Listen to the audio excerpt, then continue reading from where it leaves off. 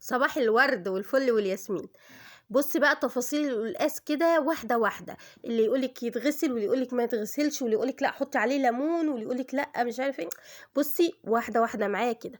بسم الله ما شاء الله كده جبت وحدتين قلقاس وحدتين قلقاس. تمام. لازم يبقوا حلوين كده واحمر، وثلاث حزم من سلق وحزمتين كزبره وحزمتين شبت. تمام. خدت القلقاس ونقعته في ميه عشان الطينه اللي من بره، ومسكت الخضره غسلتها كويس قوي وسبتها تتصفى. انا هعمل نص كيلو لحمه. تمام. هم 4 قطع. حطيت الطاسه، حطيت فيها معلقه سمنه، وشوحت اللحمه مع حبهان وورق لوري. تمام. وحطيت ميه بتغلي، وغليت قوي، شلت شويه الايه الريم اللي على الوش دول، ونزلت بيهم بعد ما الايه ما حمرت اللحمه حبه. وبعد كده رحت حاطه جزرايه وطماطمايه وبصلايه، ظبطت الدنيا زي ما بيقولوا كده، والقطايه حطيتها. تمام. احنا نقعنا القلقاس، هننشفه بقى كويس قوي. هعمل بقى الخضره هنا. باخد الورق مش باخد العروق، باخد الورق بتاعه مش باخد العروق. زي ما انت شايفه كده قدامك، بمسك حزمه الخضره، اخد الورق بتاعها، مش باخد العرق. تمام. باخد الورق بس، وافضل انضفها. وجبت راس توم من الاخضر ده وسط كده. تمام. وهقطعها. يبقى كده معانا السلق والشبت والكزبره وراس توم. هنجيب صينيه، انا ما بحبش احمرها فوق على البوتاجاز، بتاخد وقت. لا، بجيب صينيه بحط فيها معلقتين سمنه كبار حلوين كده، وانزل عليها بالخضره، واكون مولعه الفرن، ادخلها في الفرن. اولا بتتحمر حلو قوي وبتنشف بسرعه، وتاني وقت كل شويه بقلبها، فبتتحمر احسن، وبتسيب لي البراح في البوتاجاز، ما بتتحرقش وبتتحمر حلو قوي. بعد ما نقعت القلقاس نشفته تنشيفه حلوه قوي، خد نص ساعه منقوع. بعد كده رحت منشفاه كويس قوي، ومعايا الفوطه نظيفه وناشفه، والطبق ناشف، سكينه ناشفه، معايا الفوطه بمسح كل شويه بيها. مش عايزاه يطول ميه خالص دلوقتي. ازاي بتقولي ما يطولش ميه وانتي لسه قايله لازم يتغسل؟ لا، واحده واحده كده، وامشي بالخطوات دي.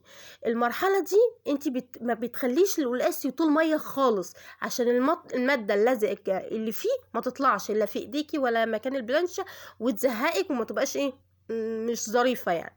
تمام. في المرحله دي برضو لو انت عايزه تخزني القلقاس، عشان في اسئله كده بفسرها لكم. القلقاس لو انت عايزه تخزنيه في المرحله دي من غير ما يطول نقطه ميه، في كيس وفي الفريزر. تمام. تمام. احنا بقى قطعته، ورحت جايبه بقى المكون بقى اللي هيخلي لك القلقاس ده يشيل الماده اللزجه اللي فيه، ويحتفظ بالماده الاساسيه اللي هي فيها الكالسيوم.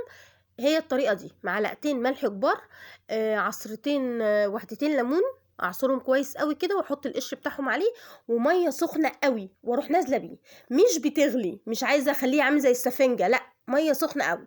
وسبته وغطيته وسبته نص ساعه. وبعد كده الميه من السخان عادي سخنه، وبنزل عليه بقى واغسله كده واشطفه واقعد ادعك فيه مرتين 3 بالكتير. تمام. وفي مصفى وصفيته. كانت اللحمه استوت، رحت شايله بقى ايه شويه الخضار الزياده اللي في الشوربه. تمام. مره واتنين تلاته. بص عامل ازاي بقى، ورد كده، ولا ملزق ولا اي حاجه، تمسكيها كده تحركي القلقاسيه ما تلاقيش فيها اي تلزيق. يبقى احنا كده حافظنا على القلقاس، حافظنا على الماده اللي جواه اللي فيها الكالسيوم وفيها المواد الغذائيه والالياف اللي فيها الحلوه قوي. وبعد كده بقى شلنا ايه شويه الحاجات الزياده اللي في الشوربه، ان كانت الطماطم او البصل الزياده، ونزلت بالقلقاس. هنعمله بقى طشتين احلى من بعض. طشتين يا مني، طشتين، ما هي الطبخه الحلوه عند مني بس. هنقول بسم الله الرحمن الرحيم كده، اللهم صل على النبي، وننزل بقى معلقه سمنه مع بصلايه صغيره، بصلايه صغيره على حله الشوربه اللي انت شفتيها دي. تمام. معاها ملح وفلفل اسود، وهقلبها تقلبتين كده لحد ما تتشوح. وما تنسيش التوابل مني. هنحط ايه شويه توم، نص معلقه توم كده مفروم. نزل عندكم التفريزات، الفيديو اللي فات كان بتاع التفريزات. سهل جدا ان انت تطلعي الحاجه على طول اوام يعني. انا لما ببقى تعبانه بطلع من الفريزر، لما بكون مش تعبانه تمام بعمله طازه، يعني بعمل حاجه طازه. تعبانه بطلع بقى من الفريزر، اسهل لي. ان كانت طماطم، ان كانت توم، ونص نص المعلقه توابل مني. بصي قايله لكم اوعوا ما تنسوش.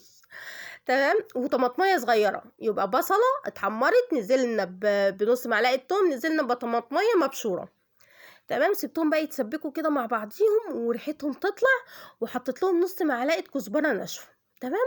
وسبتهم بقى مع نفسهم كده، ايه ريحتهم تطلع وايه تسمع الجيران كده، وتقولوا النهارده طبيخ، النهارده موسم. ده نص كيلو لحمه يا جماعه، 4 حتت، الراجل تقريبا عارف عددنا. تمام. وبعد كده نزلت عليها ايه في الشوربه، وشمي بقى الروايح، الروايح روايح.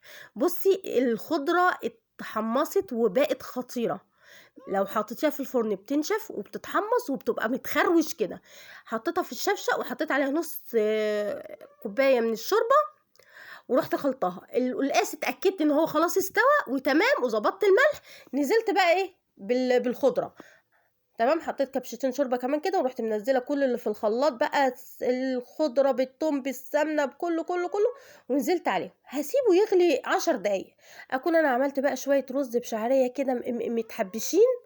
تمام، وطلعنا من المخلل اللي احنا نزلناه في التفريزات. وبص اللحمه بقى عامله ازاي متفتته كده، والقلقاس اخضر وحلو. تفضلي تشربي من الشوربه كده ما تشبعيش من حلاوتها. والله شوية قلقاس امسي بس كده بالتركات بتاعت موني دي وهتعجبك جدا. وربنا يحسن من ايديكي دايما. ويلا خلاها على الله كده وان شاء الله خير.